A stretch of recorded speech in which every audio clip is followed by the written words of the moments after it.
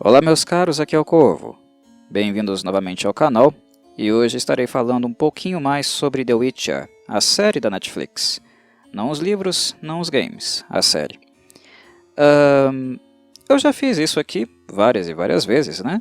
Mas já faz algum tempo que eu não publico nada a respeito, porque aqueles que me acompanham já devem saber muito bem que eu sou um fã dos livros de Andrzej Sapkowski, e não tanto assim da adaptação que foi feita para a obra dele, aquela que nós podemos acompanhar através da direção de Lauren Hissrich e veiculada, publicada pela Netflix. Portanto, eu fiz algumas análises e comentários, né, sobre alguns episódios da série, dei uma parada, até porque o nível de satisfação em relação a ela não estava muito alto, mas, querendo ou não, eu vou e volto, continuo dando uma olhadinha, tenho planos de terminar as minhas análises aqui no canal também, só não tenho assim tanta pressa para fazê-lo. Houve coisas que eu gostei na série, coisas que me surpreenderam muito positivamente, embora as mais importantes para mim, que são as questões conceituais de Andrzej Sapkowski, o fato delas terem sido retiradas e não ter sido tratadas com a devida atenção, isso acabou me desagradando bastante. Mas isso não quer dizer que não tenham coisas na série que não me agradaram, e eu pontuei isso nas análises e comentários que eu fiz sobre os primeiros 5 episódios, que vocês podem achar aí publicados no canal. Mas é fato que faz bastante tempo que eu não falo sobre a série e também que eu não abordo um novo episódio sobre ela.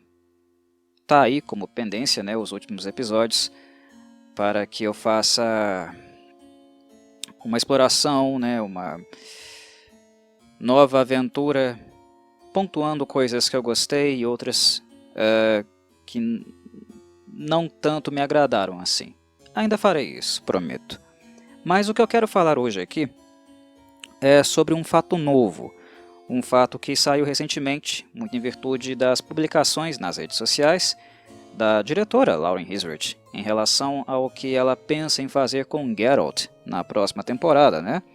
Que, pelo jeito, vai abordar novamente muita coisa em uma temporada só e também vai abreviar certamente muitas coisas importantes, como aconteceu na primeira temporada, né? Como nós vimos acontecendo, né? Coisas sendo descartadas importantes, tanto no primeiro livro, né, O Último Desejo, como também no livro A Espada do Destino. Muita coisa foi retirada, descartada e não recebeu tanta atenção, que era importante no caso, porque se tratavam de coisas conceituais, pilares daquelas obras, né? Pelo jeito, a segunda temporada vai seguir o mesmo caminho, né? Com poucos episódios, adaptando muita coisa e possivelmente deixando muitas outras importantes de fora. Mas o que chamou atenção na publicação dela foi que, aparentemente, né, discutindo com uma fã, uma entusiasta da série nas redes sociais, imagino que foi no Twitter, porque foi no Twitter que eu vi essa publicação. Na verdade, eu nem tenho Twitter, mas eu cheguei a ver a publicação dela em virtude de uma matéria que saiu e deu uma espécie de bafafá, o pessoal começou a comentar, né? Que ela falou que leu o livro várias vezes, coisa que eu duvido. E se leu, ela não prestou muita atenção em várias coisas, né? A ponto de descartá-las. Mas enfim, ela diz que leu. A Lauren Hissrich diz que leu, né? E que uma coisa que ela não havia percebido, e uma fã, no caso, perguntou se ela iria prestar atenção nisso, e ela disse que, em virtude do apontamento dela, agora ela pensaria seriamente em utilizar, é o fato de representar na série, nos episódios futuros, uma deficiência em Geralt. Incorporar uma deficiência em Geralt. É claro que a fã está falando aqui do encontro, do primeiro combate que o Geralt de Rivia, o nosso bruxo, teve com o grande antagonista da série, né? O mago, feiticeiro, Vilgefortz. Spoiler aqui, obviamente. Eu espero que as pessoas tenham lido os livros, né? para consultarem as matérias jornalísticas, para ouvirem esse áudio, né? Ler os livros é importante, então já está incluso aqui no pacote que o meu comentário vai ter spoilers. É quase impossível não fazê-lo, mas enfim, foram avisados. É claro que a fã aqui está falando do pau que o Geralt levou do Vilgefortz, porque é isso que o Geralt leva do Vilgefortz no primeiro encontro com ele, né? Um pau. O Vilgefortz praticamente aleija o Geralt.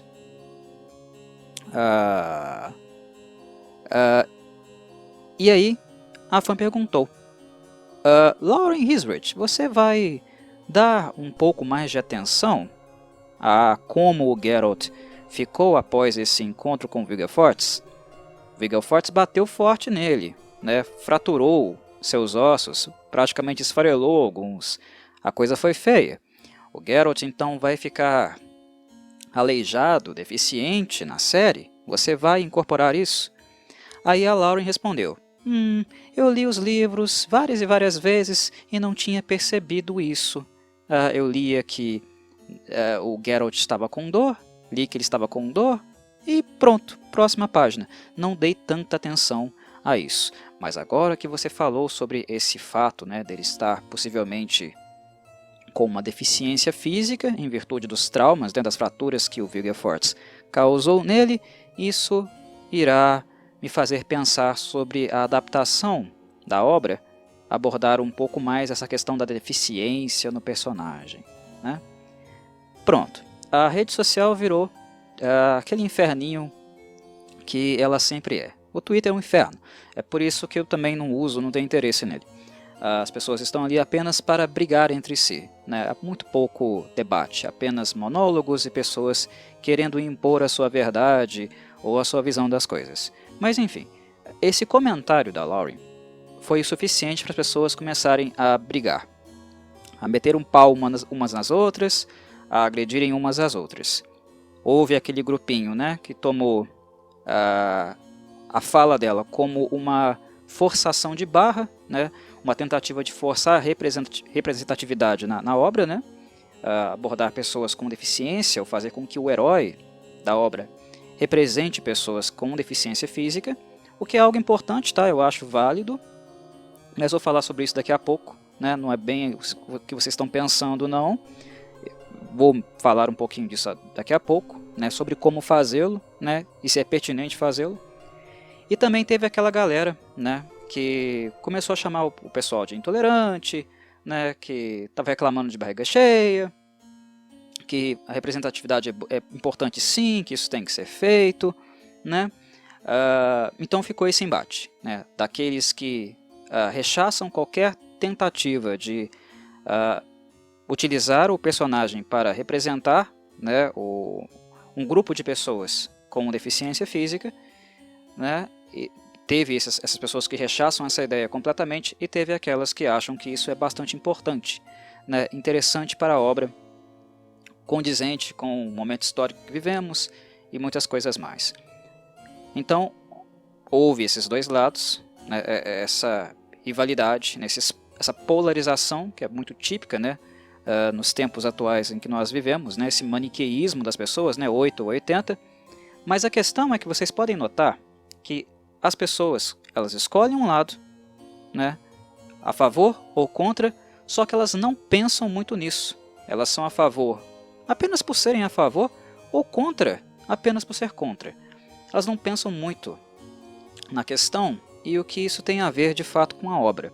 E o que eu proponho nesta discussão aqui, nesse pequeno papo com vocês, é pensar essa questão que foi colocada de acordo com a obra. Pensar sobre isso, né? Pensar se, caso seja algo negativo, por que é negativo? E se for positivo, por que é positivo? E se é compatível com a obra também?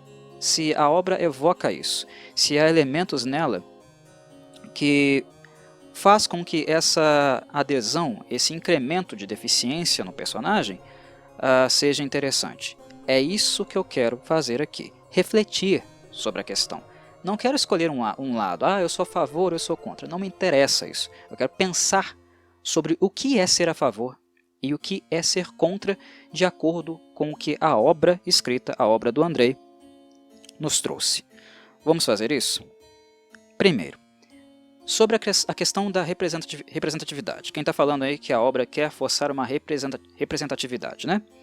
Quer forçar um personagem a ficar de tal modo, né, ficar deficiente para que um grupo de pessoas, né, uma minoria, seja representada.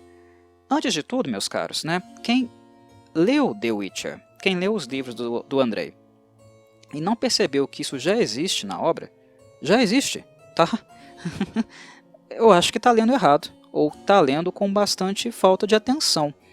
Porque essa questão da representatividade na obra do Andrei é algo muito poderoso, é algo muito forte e bastante frequente. O autor ele já foi bastante visado, né, por várias pessoas, muitas vezes, pelo fato de não haver negros na obra dele, né? Mas quando a gente pensa que ele é polonês, né, é do leste europeu, né, as características étnicas daquele povo, né, e do período histórico também, que The Witcher foi escrito, eu creio que dá para dar um desconto para o Andrei, né? Não é algo assim tão calamitoso ou algo que nós podemos simplesmente virar e dizer que ele é racista porque não há personagens negros no livro dele. Não é o caso, não é o caso, né? E para quem conhece um pouquinho da história do Andrei Sapkowski, né, a história do povo polonês, né, a história da família dele, né, do que aconteceu com a Polônia, quase na metade do século XX, né, do pós-guerra, um pouquinho antes, durante o Holocausto, sabe que o Andrei definitivamente ele não é racista. Né? O fato de não haver negros na obra do Andrei não indica que ele é racista. E muito pelo contrário também, se a gente quer ser justo com o Andrei, a gente tem que levar várias coisas em consideração. Porque a questão étnica, né, a tensão racial, né, a xenofobia, são coisas que, se vocês estão lendo The Witcher com atenção, certamente vocês estão percebendo que são coisas que ele trata o tempo inteiro. Entre os humanos e os bruxos, a maneira como os humanos enxergam os bruxos, né, a postura dos elfos para com os humanos, as questões raciais, a xenofobia, tudo isso está sendo retratado em The Witcher, né? Está sendo problematizado constantemente, frequentemente, né? Então esse é um aspecto que existe na obra. Se o Andrei fosse alguém racista, certamente ele não abordaria essa tensão étnica bastante presente, que resulta em muita violência e muita barbaridade, né, na obra dele. Obviamente que ele não estaria atento ou interessado em fazer isso. E ele está. Ele aborda essa questão racial, né, o racismo na obra dele, a discussão, né, a crítica social que existe na obra dele é muito frequente, né? Então, tem representatividade aí sim, né? Tem algum nível de representatividade.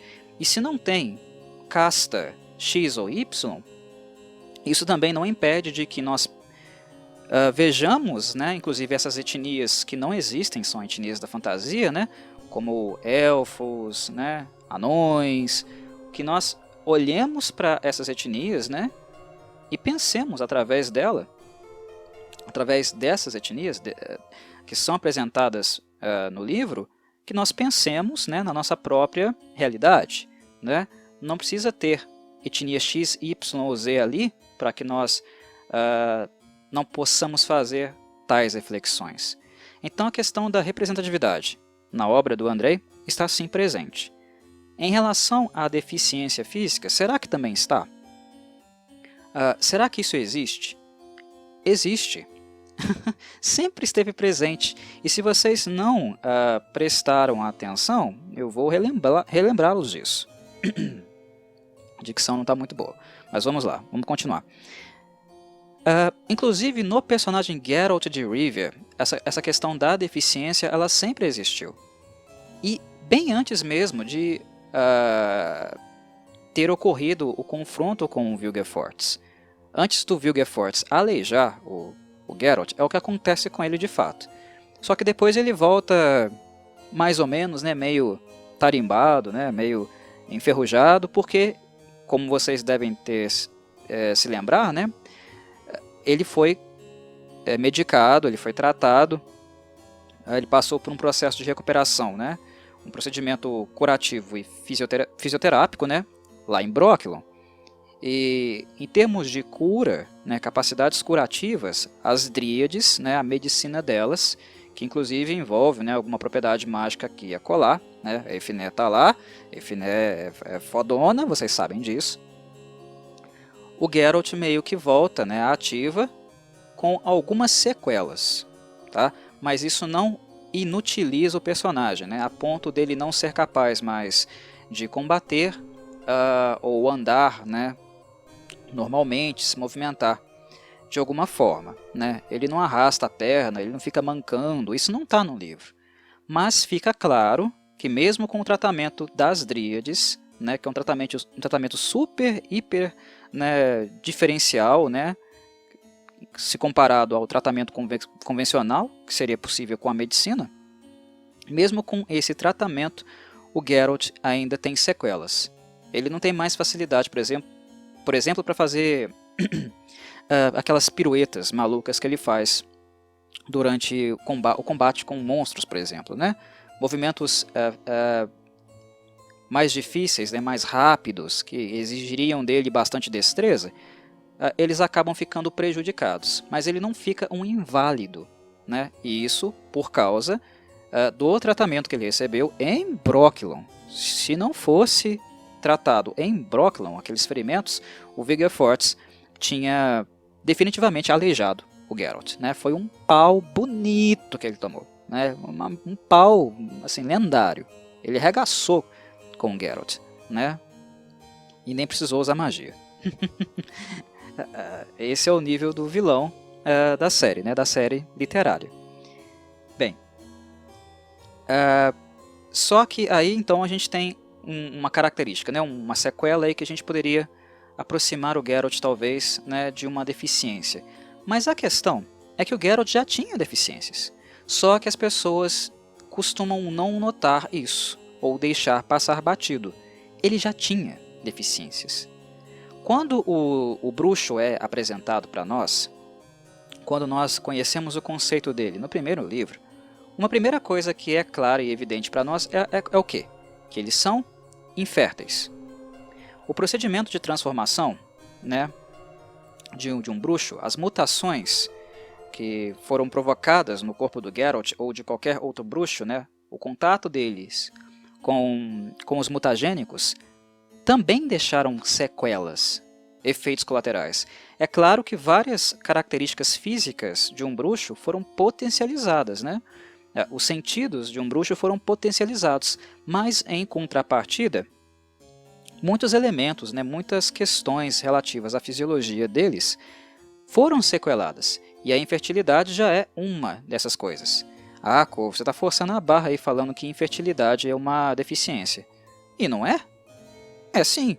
É uma deficiência, né, que não traz muitos problemas no seu cotidiano, né?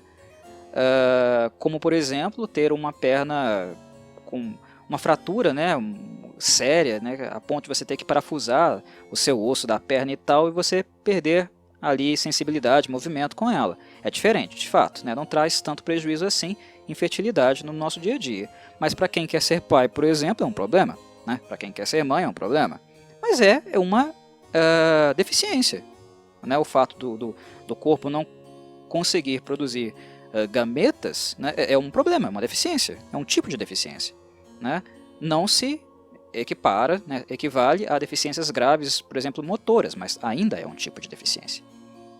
Mas também nós temos outra deficiência no personagem Geralt de Rivia, que é ainda mais marcante, mais frequente, muito mais abordada pelo Andrei Sapkowski durante a série inteira, que é qual? As emoções. As emoções do Geralt foram tolhidas.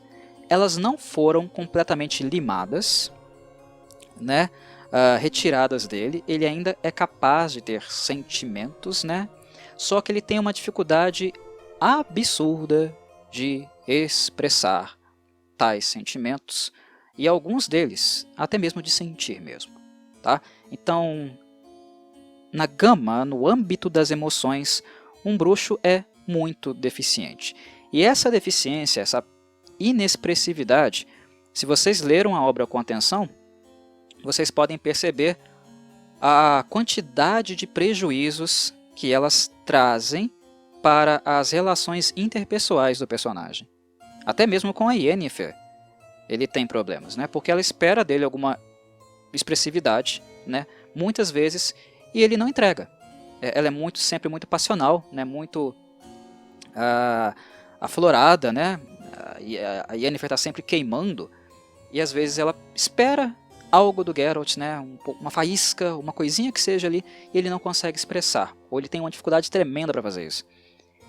E isso afeta o relacionamento deles. Só estou dando um exemplo, tá? Essa inexpressividade, né? Essa deficiência nas emoções de um bruxo afeta a relação dele com vários outros personagens ao decorrer da série. Até as pessoas acostumarem com isso, entenderem e compreenderem a condição dele, ele passa por sérios bocados, né? E o Andrei Sapkowski aponta essas coisas. Tá certo que ele não aprofunda muito, que ele não faz um dramalhão sobre isso, né? Não faz, de fato ele não faz. Mas ele está pontuando isso a todo instante. Aqui e acolá, ele está sempre pontuando isso. Essa questão da deficiência, né, no campo da emoção do Geralt de Rivia. Ou seja, meus caros, não está sendo forçado nada, né, em termos de deficiência do personagem. Ele sempre teve várias, né? E essa questão daquela causada pelas sequelas, né, dos ferimentos que o Vilgefortz causou nele, foi apenas mais uma, né? Apenas uma merda feita com Geralt, né? Mais alguns objetos, objetos não, né? Partes do corpo quebradas, né? Deficiências na sua fisiologia que ele vai ter que lidar aí, né? Nada novo, né? Quando a Lauren Hissrich aparece e fala: nossa, não tinha percebido que ele tem essa deficiência, blá blá blá. Dá vontade de virar para ela e falar: ô filha, lê direito, o personagem ele sempre foi deficiente, tá? Ele tem deficiências. E aqueles que não também percebem que ele tem deficiências estão lendo sem atenção, tá? Porque ele já representa esse grupo de pessoas. Ele já representa essa classe, ele já representa essa minoria, ele sempre representou, tá? Você não precisa forçar nada novo no Geralt, porque ele já tem essas coisas, né? Se a Lauren Hissrich colocar o Geralt lá mancando, né, arrastando a perna, se ela colocar que a deficiência dele é bastante grave e fazer algo além do que o Andrei fez nos livros, né, porque o Andrei coloca o Geralt a todo momento xingando, né, xingando que a perna dele dói, o joelho dele dói muito, né, quando ele faz algum tipo de movimento, ele está sempre com dor. Ele é igual aquele atleta profissional, por exemplo, atleta de basquete, né, de futebol que arrebenta o joelho e nunca mais na vida o cara tem paz, né, o cara sempre vai sentir dor, né. Praticando o esporte, que já vai ser uma prática bem dificultada, mas mesmo depois que ele aposenta, ele vai ter dor no joelho. Vai doer para o resto da vida. E é mais ou menos assim, né? Como se fosse um atleta de alta performance, um atleta profissional, que o Andrei retrata o Geralt nos livros, né? Alguém que sofreu essa fratura, né? Essa perda dos ligamentos, ou algo nesse tipo, e ele vai ficar com dor para o resto da vida. E como ele é turrão, ele é sempre um personagem muito reclamão, ele está sempre reclamando, né? E é isso que acontece, né? Mas ele não chega a perder assim o movimento dele abruptamente, né? Ou arrastar a perna, mancar. Não chega a ser tudo isso, tá?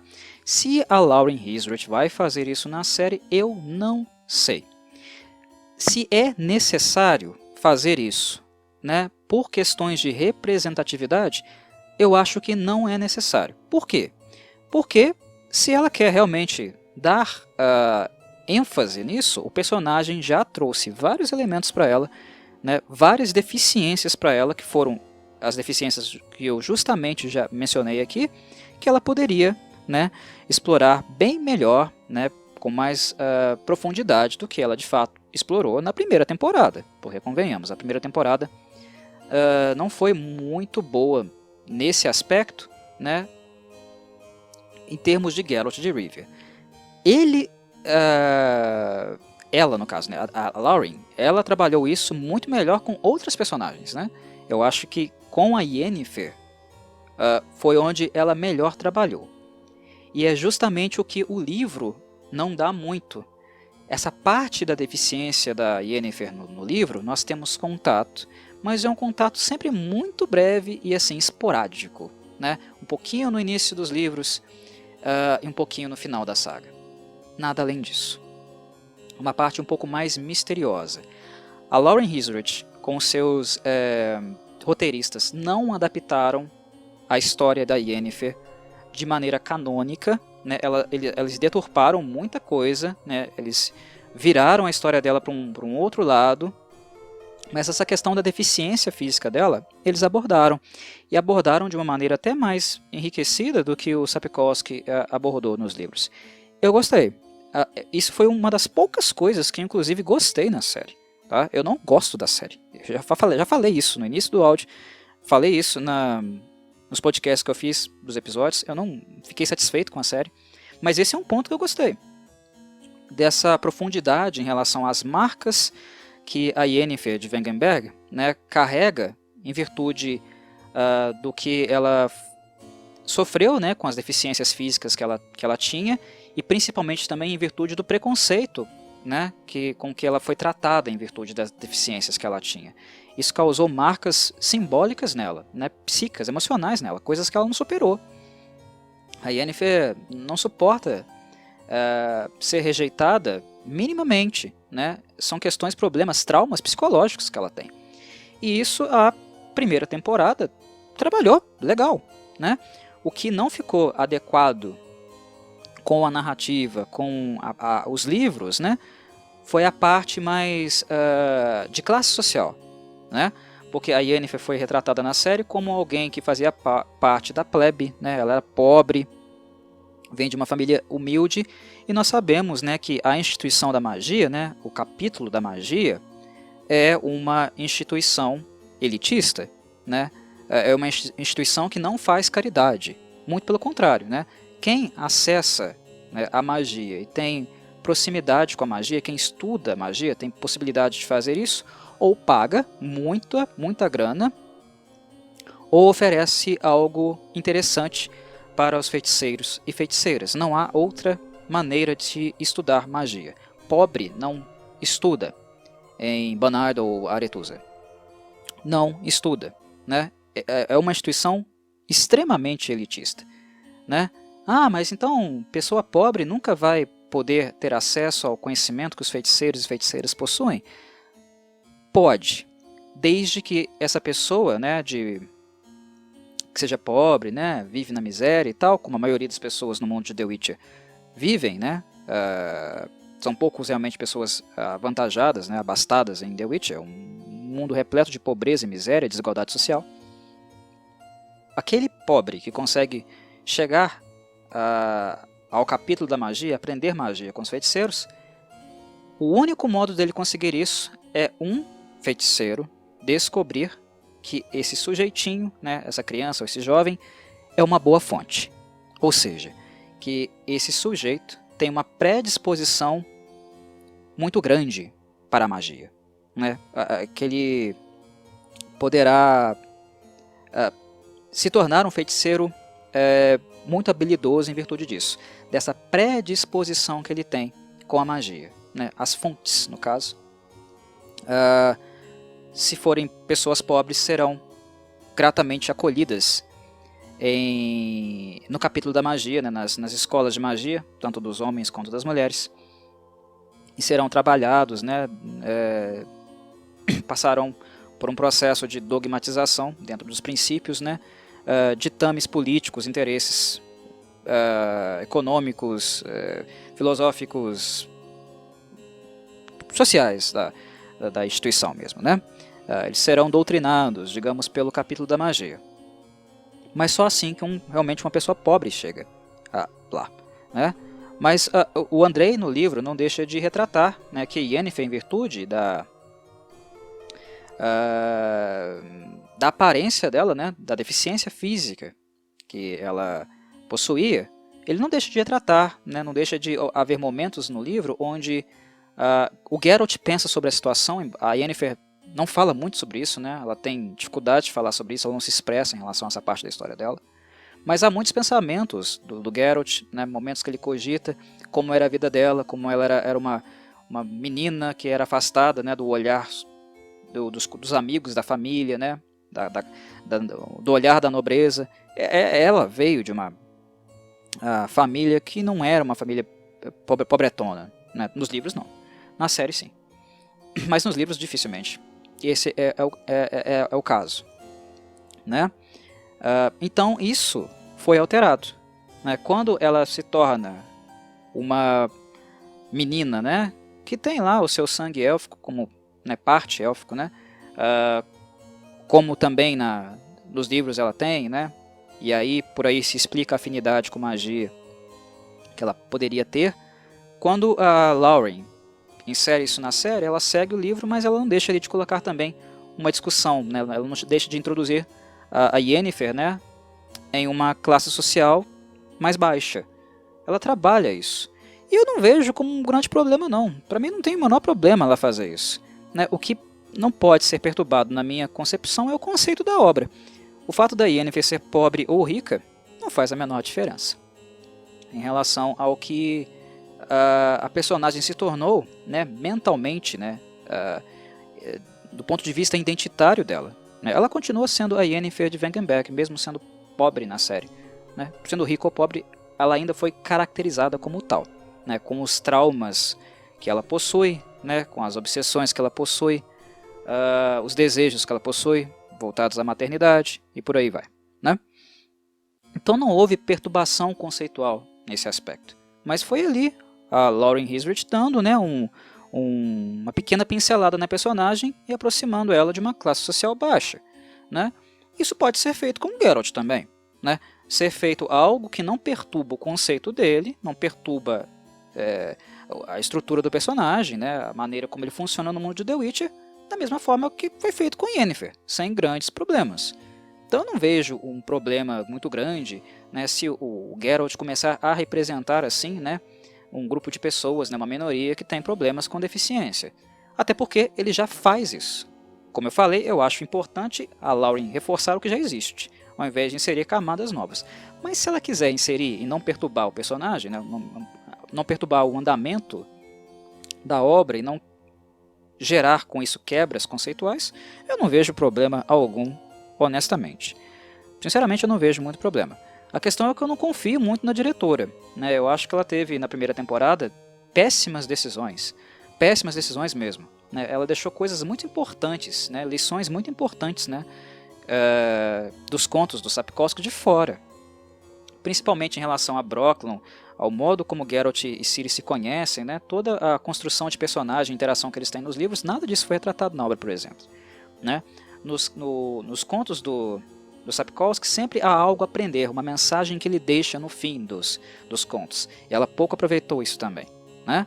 Então, as decisões dela me levam a ter uma certa desconfiança se ela será realmente capaz de fazer uma boa adaptação, se ela quiser inserir aí uma nova camada de deficiência no Geralt, né? Não sei se eu confio nela não. Baseado no termômetro que eu tenho, né, que nós temos em relação à primeira temporada, eu não confio nela. Mas eu não vejo um problema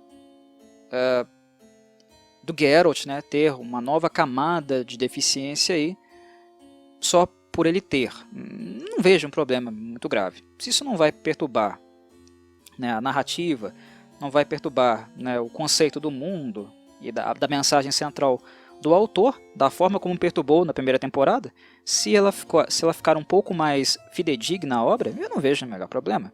O Geralt ter essa nova camada da cebola aí. É irrelevante, completamente irrelevante. Se ela vai fazer isso de uma boa maneira, eu não sei. Tem muita gente aí, né, temeroso com o fato de o Geralt vai ficar deficiente, ele vai começar a mancar e não vai poder enfrentar os monstros da mesma forma que ele enfrenta. Ou se ele começar a demonstrar uma deficiência física, por exemplo, na perna dele, que o Vigefort arrebenta, vai ficar muito irreal, não vai ficar realista, né, a série, quando ele tiver que enfrentar os monstros. Pessoal, se vocês ainda estão falando sobre enfrentar monstros, eu volto a reforçar para vocês. The Witcher, os livros de The Witcher, os livros que são a base dessa série de TV, que está sendo muito mal adaptada pela Lauren Hisrich, por sinal, não é sobre caçar monstros ou enfrentar monstros e o caralho a quatro. Desculpa, não é, tá? Encontro com monstros existem nos livros, mas a trama central da história não é focada nisso. Isso aí é uma visão que vocês ainda estão tendo pelo fato de terem jogado os games da CD Projekt Red e não terem lido os livros. The Witcher é um drama, é uma dark fantasy histórica, né? Ambientado em cenário medieval. É uma dark fantasy dramática, onde as relações, né, o clima político e as relações interpessoais dos personagens são um foco central, tá? Principalmente da personagem Cirilla de Cintra e do personagem Geralt de Rivia. É isso que é The Witcher. Tem encontro com monstros aqui e acolá, mas esse negócio de caçar monstros, fazer quest, não sei o que, é uma coisa muito mais voltada ao RPG dos games da CD Projekt Red. Então, isso não iria causar grande impacto aqui, né? A não ser que a Lauren Hisrich, né, no futuro da série, queira inserir esses elementos gameísticos, né, esses encontros com monstros, mas no decorrer da produção, né? Pode ser que ela queira continuar investindo nisso, né? Adaptar isso, inserir isso nos roteiros, né? Inclusive vai gastar dinheiro com isso, né? Gastar muito dinheiro com CGI fazendo isso e não vai ter uma CGI legal lá para fazer um dragão digno, né? Como nós vimos que não foi o caso na primeira temporada. Muito CGI com coisas irrelevantes e quando precisaria ser caprichado lá no dragão, no Villain Entremeth, não foi, né? Enfim. Não mexer com monstros ou criar encontros aleatórios com monstros na série, a não ser que seja realmente necessário, eu vejo como um ponto positivo. Porque trabalhar ponderadamente com orçamento, eu acho que a série também na primeira temporada não trabalhou muito, né? Mas essa coisa de ele vai ficar deficiente para lutar com os monstros, isso é coisa, né, uma preocupação muito advinda de quem está olhando a questão apenas, né, com a ótica do gamer e não tanto do leitor. Os livros não são focados nisso, né? Então se ele tiver ali, né, uma perna um pouco arrastando, né, mancando, não vai ser assim, né, para a parte dramática que realmente importa, né, para a saga The Witcher, não vai ser assim tão problemático assim. A questão é que no nosso horizonte, no horizonte da série, nós temos dois personagens que são complicados, né? Eles são um pé no saco. Eles dão trabalho porque eles são muito habilidosos. Um deles é o Léo, né? O Léo Bonyard, o grande carrasco da Ciri. Tá aqui o celular apitando, me atrapalhando, que beleza. Mas enfim, nós temos o Léo Bonyard como um desses vilões, arqui-inimigos. Ele é extremamente habilidoso, né? Lutar com ele não vai ser fácil. E tem novamente um reencontro com o Vilgefortz, né? Sozinho não dá. Na série não daria sozinho, né? Um encontro, um embate do Geralt sozinho com esses caras. Tanto é que nós vimos, né, ser formada ali uma rança do Geralt, né? Os seus fiéis companheiros, né, pessoas leais a ele, que o ajudaram muito nesse sentido, né? Pode ser que a série também siga por essa direção aí, né? Com o Geralt tendo a ajuda deles, não sei, né? Mas eu vejo como problema o Geralt ter realmente sequelas graves, né? Apenas nesse sentido, em relação a esses antagonistas aí que estão no horizonte. Fora isso, também não, eu creio que não vai ter tanto problema assim, não. Mas enfim, a questão é que, como eu falei, Geralt já tem deficiências, né? Ele já representa pessoas com uma condição como essa. O que eu vejo é que há personagens melhores para fazer essa representação. A série, por exemplo, a Lauren Hisrich fez isso muito bem com a Yennefer na primeira temporada. Né? Fez um personagem que nos livros não serve de espelho, não representa tanto essas pessoas, né? Pessoas com condições físicas. Nos livros ela não é um espelho para essas pessoas, e na primeira temporada foi, o que eu achei muito positivo. Né? O fato dela ser mulher também, né? Eu achei também muito positivo, é uma baita da mulher, né? A Yennefer é um mulherão do caralho na primeira temporada, outro aspecto que eu gostei. Né? Acho que a coisa que eu mais gostei na primeira temporada foi Yennefer, e principalmente muito em virtude da Anya Chalotra. Né? Eu gostei muito da atriz Anya Chalotra. Né? Para mim ela é o ponto central da primeira temporada. Né? A pessoa no elenco que realmente brilha, que traz realmente um brilho para os meus olhos, foi a Anya Chalotra. E ela já estava fazendo isso muito bem. Trazer isso agora para o Geralt, não sei. O Geralt é um personagem secundário, meus caros. Vocês estão acostumados a jogar nos games e estarem sempre com ele, mas ele sempre foi secundário. A obra é centrada na Ciri, tá? The Witcher, sobre a Ciri. Na primeira temporada, a série ficou mais focada na Yennefer. Parecia que a temporada inteira era uma temporada sobre ela. Já mudou, né? Mas o Geralt, ele sempre foi secundário. A gente acompanha muito, né, o Geralt durante a obra, porque a gente sempre está com ele da mesma forma que a gente está com ele nos games. Mas o Geralt é o nosso olhar, né? É a partir dos olhos dele que a gente aprende sobre o mundo de The Witcher, encontra personagens do mundo de The Witcher e passa a saborear esse mundo, esses personagens que estão ali. Ele é o nosso porta-voz, é aquele que nos conduz nesse passeio. Mas ele em si não é tão importante assim. Ele não precisa ser um holofote. Tem personagens que são melhores holofotes do que ele, inclusive nesse aspecto da deficiência. Nos livros a Yennefer não é, na série ela foi transformada em um holofote, né, de uma maneira que eu achei assertiva, repito. Mas se há alguém que eu acho que talvez essa questão poderia ser um pouco mais trabalhada também, né, se na Yennefer foi trabalhado de uma maneira bem mais profunda, né, mais evidente, né, mais gráfica, artística, estética do que foi nos livros, eu creio que a outra personagem que talvez possa receber esse tratamento seja a Ciri. Por que a Ciri? Porque, diabos, The Witch é sobre ela. É uma série sobre ela. Né? Nos 2 primeiros livros, a presença da Ciri não é tão constante assim.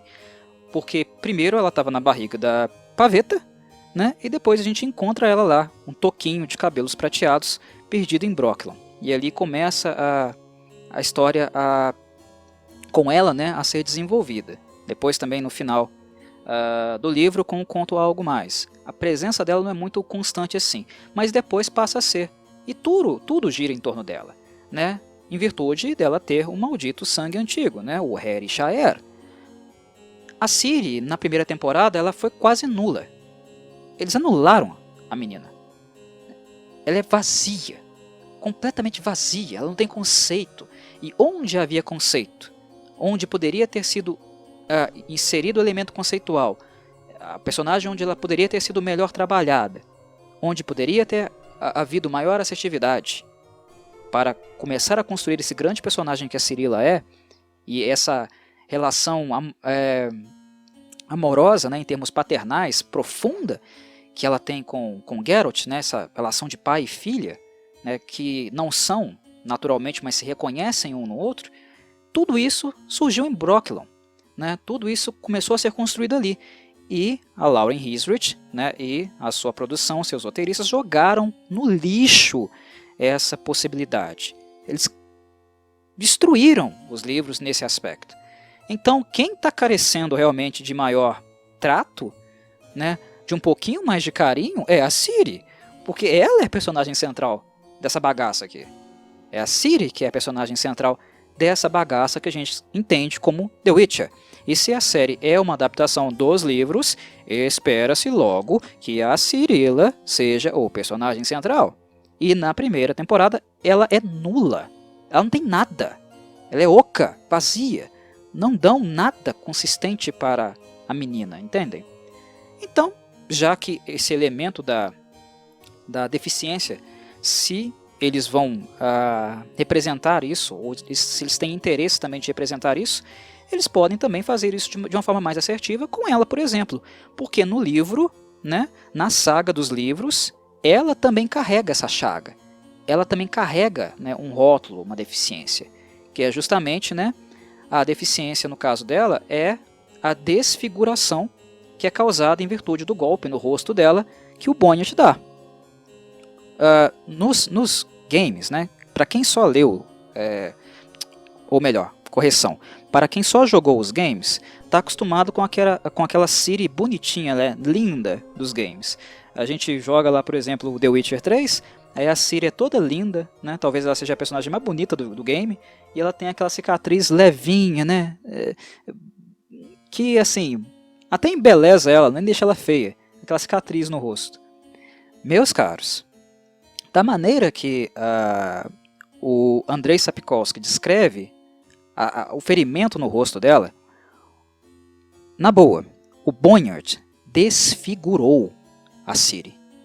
Há momentos, né, que a Ciri olha para a cicatriz, né, e a reação dela é de desgosto, né, de fúria, ódio, né, de ressentimento muito grande, porque ela se sente um monstro. Tá? O ferimento que o Bonnet fez no rosto dela, no lindo rosto dela, ainda zombou dela ainda, não foi um ferimento tão leve como a CD Projekt Red representou no game The Witcher 3. O trem é feio. O trem é feio demais. Então essa questão da aparência na Ciri é algo que com o tempo ela supera, deixa de ser algo pesado para ela, depois ela passa a lidar com essas questões um pouco melhor, né? Ela era muito jovem, né? Então entende-se que até para um adulto mesmo, né, ser desfigurado não seria uma coisa muito fácil, mas o fato dela ser bastante imatura, isso tem um peso gigantesco para ela, mas na medida que outras responsabilidades vão aparecendo e a necessidade delas se colocar, tomar decisões e enfrentar, né, aquilo que a aguarda, quando essas coisas começam a aparecer, essa questão da aparência, da autoestima da Ciri vai ficando mais leve, vai sendo diluído. Ela passa a não se importar tanto, mas ela sofre muito com a desfiguração que o Bonnet deixa nela, né? Aí já seria um movimento, né, um momento onde a Lauren Hissrich poderia ter novamente entrada. Retratar isso, né, trabalhar na obra futuramente a questão da autoestima com a Ciri já é uma forma também de dar, né, vazão a temas relevantes, temas sobre a deficiência, por exemplo, né? Autoestima e deficiência. Ou seja, a obra oferece muito elemento para que questões como essa sejam trabalhadas. Não é necessário forçar nada. Nós encontramos isso no próprio Geralt, como falei, nós encontramos isso na Yennefer, o movimento da série, a série conseguiu trabalhar ainda melhor que os livros. Encontramos isso na Cirilla. Encontramos isso o tempo inteiro, né? Tá sempre abundante no cenário, né? Então não é realmente necessário forçar qualquer coisa. Nós, é claro, podemos inserir novas camadas, novos elementos. A Lauren fez isso com a Yennefer e ficou bom, né? Inserir uma coisa nova não quer dizer que vai ficar ruim. Eu acho que a primeira temporada provou que não fica, se é feito com tato, se é feito, né, de acordo com o lore da obra, respeitando o lore da obra, né, sem forçar a barra. Até porque forçar a barra não é necessário, porque o Andrei Sapkowski trabalhou essas questões no livro dele, elas existem, né? Então, quanto a isso, eu creio que as pessoas podem ficar tranquilas, né, em relação a isso, né? A obra ela não será descaracterizada, né, ou aviltada em virtude da Lauren talvez trabalhar essa questão da deficiência do Geralt causada pelas contusões, fraturas, né, que o Vigefort deixou nele, talvez com mais afinco? Eu creio que não, tá? Dependendo da direção que ela escolher, não será assim um grande problema. E ela não está forçando nada, tá? Repito isso. Ela não está forçando a barra, ela não está forçando representatividade. Não é o caso, porque representatividade, né, o Geralt já tem. A questão é que ela não abordou isso tão bem na primeira temporada, né? As questões das deficiências do Geralt não foram assim tão aprofundadas, porque a primeira temporada teve um enfoque, um holofote muito gigantesco sobre a Yennefer, mas só por isso. Então ela não precisa colocar elementos novos se ela não quiser. Não é algo que impede ela de colocar, se ela fizer bem também, porque eles já são abundantes.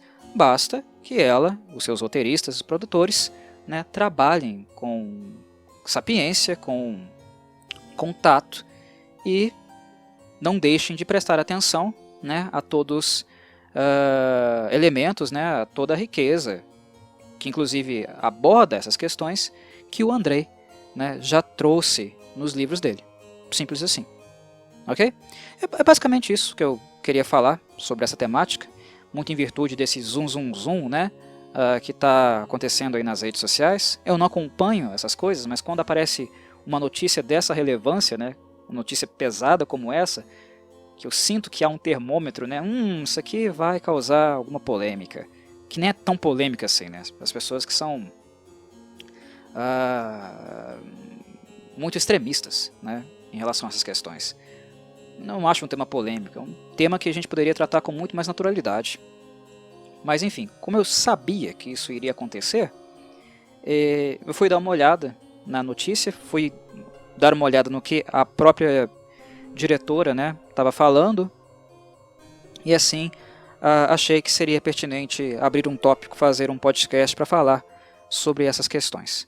Mas é isso, eu paro por aqui, espero que vocês tenham gostado da discussão, né, da reflexão, que ela tenha sido válida. Se quiserem acrescentar alguma coisa, entrar no debate, é um debate aberto, sintam-se à vontade também para contribuir e colocar as suas impressões, pensamentos, o que vocês formulam, imaginam sobre esse fato em si, né, essa proposição, né, essa intenção da diretora. Ok? Um abraço a todos e saudações corvídeas.